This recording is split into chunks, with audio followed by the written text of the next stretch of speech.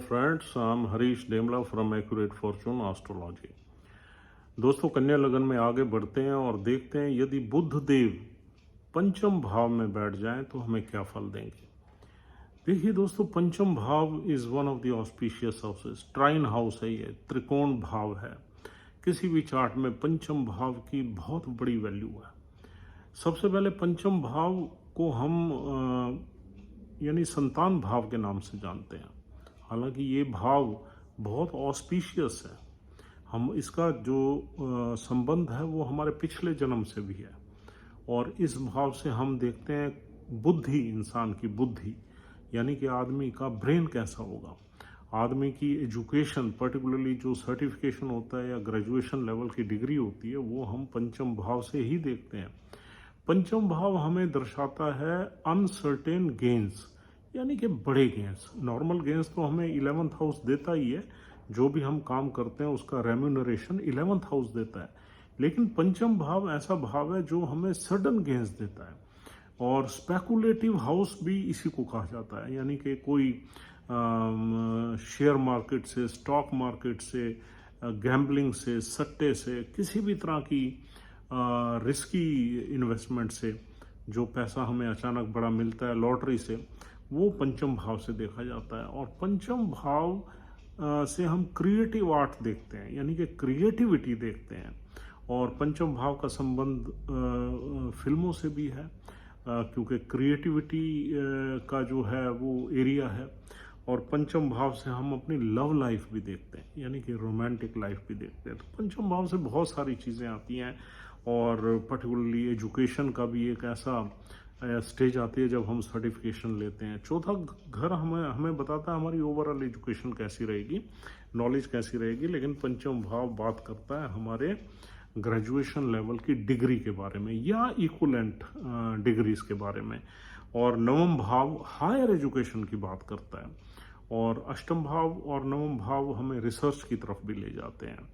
तो दोस्तों, अब यहाँ पर बुध देव आ गए, लगन के स्वामी, और 10वें घर के स्वामी होके बुध देव पंचम भाव में आ गए। तो सबसे बड़ी बात ये हो गई कि इंसान एजुकेटेड होगा और उसकी एजुकेशनल ट्रैक यहाँ अच्छा ही चलेगा जब तक पंचम भाव का मालिक कहीं बहुत खराब नहीं बैठा, यानी कि शनि देव कहीं बहुत ही बिगड़े हुए नहीं है। तो एजुकेशनल ट्रैक अच्छा ही रहेगा, इंसान एजुकेशन में अच्छा रहेगा, अबव एवरेज रहेगा। और दूसरा, यहाँ पर हमारा जो पास्ट लाइफ के कनेक्शंस हैं, इसका मतलब कुछ ना कुछ, जब भी हमारा लगन लॉर्ड पंचम भाव में एक अच्छी डिग्निटी में बैठता है तो हम ये मान लेते हैं कि इंसान के पिछले जन्मों के कुछ अच्छे कर्म रहे हैं जिसका फल वो इस जन्म में लेगा, क्योंकि पंचम भाव से उसने फल लेने हैं। और पंचम भाव ट्राइन हाउस है, ऑस्पिशियस हाउस है। यहाँ से सारी चीज़ें जो भी हमने आपको बताई हैं वो ऑस्पिशियस हैं। तो इंसान की पर्सनैलिटी बहुत अच्छी होगी, कम्युनिकेशन में अच्छा होगा, क्रिएटिव आर्ट अच्छी होगी, उसका क्रिएटिविटी में बहुत इंटरेस्ट रहेगा, पिछले जन्मों के अच्छे रिजल्ट्स लेगा, संतान से संपन्न होगा, लव लाइफ में निपुण होगा, टॉकेटिव होगा, फ्लर्ट होगा। और पंचम भाव से हम और चीज़ें, सट्टा मार्केट और ये स्टॉक मार्केट में इंसान अगर पैसा लगाता है तो इसमें फ़ायदा होने के चांसेस रहेंगे और उसका इंक्लिनेशन भी रहेगा। इन्वेस्टमेंट इंसान की अच्छी रहेंगी, पैसा इंसान अच्छा कमाएगा, जोड़ेगा भी अच्छा पैसा। और यूं कहना चाहिए कि जो 10वां घर है वो भी बुध देव का है। अब 10वें घर का मालिक पंचम में आ जाए, ये भी बहुत बड़ा योग है, धन योग है। तो इसका मतलब इंसान का जो कैरियर होगा वो पावरफुल होगा। 10 नंबर राशि सरकारी लोगों की राशि है, पावरफुल मशीनरी की राशि है। तो इंसान का जो कैरियर होगा वो पावरफुल होगा, बड़े लोगों से जानकारियां होंगी, उसका सेल्फ इस्टीम अच्छी होगी, इज्जत अच्छी होगी, और कुछ न कुछ धर्म कर्म में भी बिलीव करने वाला होगा, क्योंकि पंचम भाव ऑस्पिशियस है। और देखा जाए तो यहाँ पर 10वां घर होता है हमारी पिता की वेल्थ का और पिता की फैमिली का। पिता की फैमिली से इसके अच्छे संबंध होंगे, पिता की वेल्थ में भी अच्छा पार्टिसिपेशन होगा। और 10वां घर होता है हमारा सोशल स्टेटस का, यहाँ सोशल स्टेटस भी इंसान का अच्छा रहेगा। और जो उसकी एजुकेशन होगी उसी से रिलेटेड वो काम करेगा, यानी कि पैसा अपनी एजुकेशन और नॉलेज के दम पे ही कमाएगा, यूं बोलना चाहिए। यहाँ बैठा हुआ प्लानेट 11वें घर को देखता है। 11वां घर इनकम का है, वहाँ 4 नंबर राशि बैठी हुई है। अब देखिए 11वां घर पे जो दृष्टि है पंचम भाव के बुध की, वो बहुत अच्छी है। It will also activate the 11th house. इंसान का जो नेटवर्क सर्कल है वो सपोर्टिव होगा और अपने नेटवर्क सर्कल से वो बना के रखेगा through communication, through conversation, through telephone calls, through mail, through chat. He will always be connected to network circle. हाँ, उसके नेटवर्क सर्कल में कुछ लोग ऐसे हो सकते हैं जिनसे उसकी थोड़ी सी मेंटालिटी या नेचर ना मिले, लेकिन फिर भी मरकरी जो है वो इंसान को क्लेवरनेस देता है, चालाकी देता है, और इंसान चालाक रहता है अपने रिलेशनशिप्स को मेंटेन करने में। और मरकरी कोई ऐसा प्लैनेट नहीं है जो बहुत ज़्यादा फसी हो या बहुत ज़्यादा एग्रेसिव हो, तो इसलिए इंसान थोड़ा क्लेवरली मेंटेन करता है रिलेशंस को। जहाँ उसकी मेंटालिटी थोड़ी ऊपर नीचे होती है तो वहाँ पर वो बड़ी चालाकी से उसको थोड़ा सा नीचे रखता है, बाकी चीज़ों से वो अच्छा डील करता है।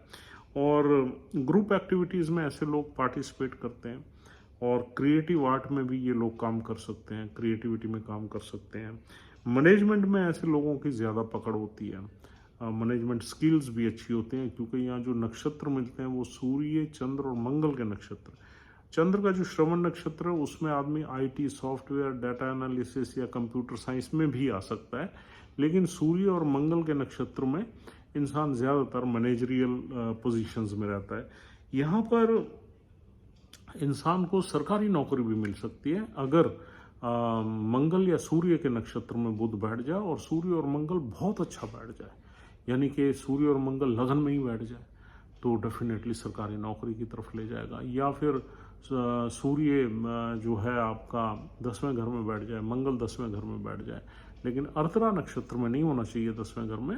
पूर्वाषाढ़ा में हो, अर्द्रा नक्षत्र के बाद पुनर्वासु में हो या मृगशिरा में हो तो बहुत ही अच्छा है। अर्द्रा में थोड़ी सी प्रॉब्लम्स रहती हैं। तो सूर्य और मंगल की कंडीशन अगर चार्ट में पावरफुल है और बुध देव सूर्य या मंगल के नक्षत्र में बैठे हुए हैं, तो आदमी कोई बड़ा कॉम्पिटिशन्स भी निकाल के और सरकारी नौकरी में जा सकता है। इसमें डिपेंड और भी बहुत चीज़ें करती हैं।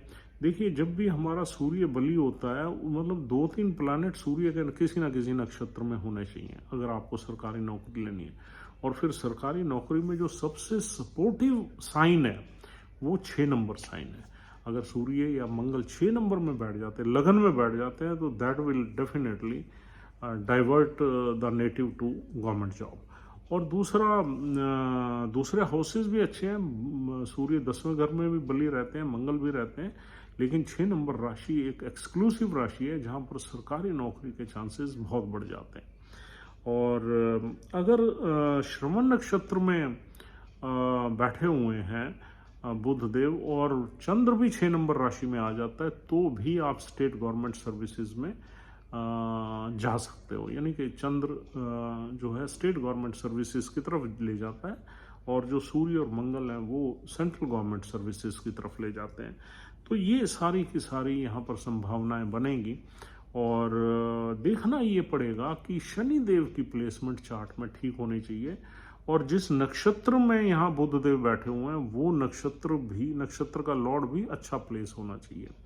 देखिए, अगर नक्षत्र का लॉर्ड बिगड़ जाए, किसी खराब घर में आ जाए, दुष्टाना में आ जाए, 6, 8वें, 12वें में आ जाए, तो फिर तकलीफें ज़्यादा रहती हैं। आदमी को सक्सेस तो मिलती है क्योंकि लगन का स्वामी पंचम में आ गया, सक्सेस मिलेगी, लेकिन वो सक्सेस की जो जर्नी होगी वो थोड़ी पेनफुल होगी, फुल ऑफ ऑब्स्टेकल्स होगी, फुल ऑफ डिफिकल्टीज होगी, फुल ऑफ क्राइसिस होगी, लेकिन सक्सेस मिलेगी। लेकिन जो स्ट्रेट अवे फ्लाइंग कलर्स के साथ सक्सेस मिलती है वो तब मिलती है जब यहाँ पर शनि देव की प्लेसमेंट और नक्षत्र के लॉर्ड की प्लेसमेंट चार्ट में बहुत अच्छी हो, तो आदमी को बहुत बड़ी सक्सेस ये वाली प्लेसमेंट दे सकती है।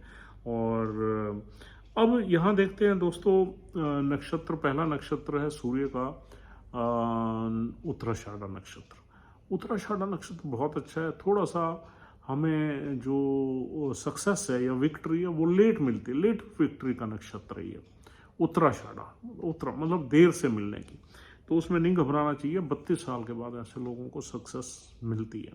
सूर्य अगर बली हो चार्ट में चाहे सूर्य अष्टम में आ जाए, ऊंच के बैठ जाए, तब भी सक्सेस मिलेगी, लेकिन अपने बर्थ प्लेस से कहीं दूर मिलेगी।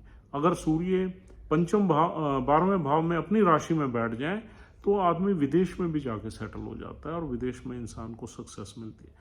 सूर्य जहाँ भी बैठा है उस घर को रोशन कर देता है, उसी घर में ही आदमी का प्रकाश रहता है। इसलिए अगर 12वें घर में अपनी राशि में सूर्य बैठ जाए तो आदमी अगर अपने घर से दूर जाके दूसरे देश में जाके काम करे तो उसको ज़्यादा सफलता मिलती है।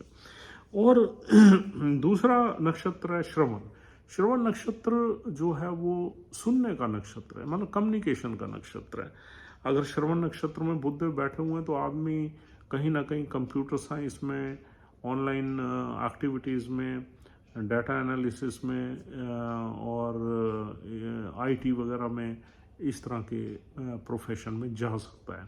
चंद्र अगर 6 नंबर में बैठ जाए तो इसी तरह के प्रोफेशन में आदमी काम भी कर सकता है और एक स्टेबल ऑर्गेनाइजेशन में काम कर सकता है, गवर्नमेंट या गवर्नमेंट लाइक ऑर्गेनाइजेशन जिसका स्टेटस गवर्नमेंट के इक्वलेंट हो, ऐसी ऑर्गेनाइजेशन में आदमी काम करेगा।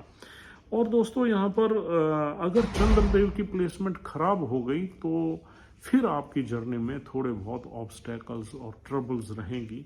Journey will not be even journey, it will be A odd journey. उसके बाद तीसरा नक्षत्र है यहाँ पर मंगल देव का धनिष्ठा नक्षत्र। धनिष्ठा नक्षत्र जो है वो म्यूजिक का नक्षत्र, ड्रम्स का नक्षत्र है। तो धनिष्ठा नक्षत्र में आदमी क्रिएटिव आर्ट में अगर काम करे तो बहुत अच्छा रहेगा। और अगर सूर्य बली है और मंगल भी अच्छा है तो गवर्नमेंट सर्विस में भी जा सकता है, लेकिन आदमी अगर क्रिएटिव आर्ट में काम करे तो धनिष्ठा नक्षत्र के बहुत अच्छे फल मिलते हैं। ये मंगल का ये वो नक्षत्र है जो आदमी को अपनी हॉबी में, अपने टैलेंट के हिसाब से भी सेटल कर सकता है। तो मंगल की प्लेसमेंट देख के आपको ये अनुमान लगा लेना चाहिए कि हमें किस तरफ जाना है। नक्षत्र का लॉर्ड जिस घर में बैठता है उस घर के प्रति आपका रुझान रहता है और उस घर के प्रति आपको अच्छे फल मिलते हैं।